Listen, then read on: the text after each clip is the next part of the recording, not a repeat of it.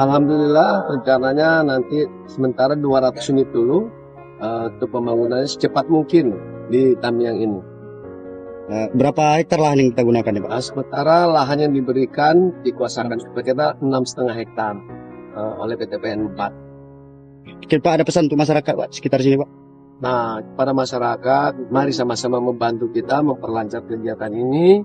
Jangan justru nanti mempersulit apa yang diharapkan oleh pemerintah tetap dilaksanakan. Pokoknya bersabar, pemerintah selalu hadir di hati masyarakat.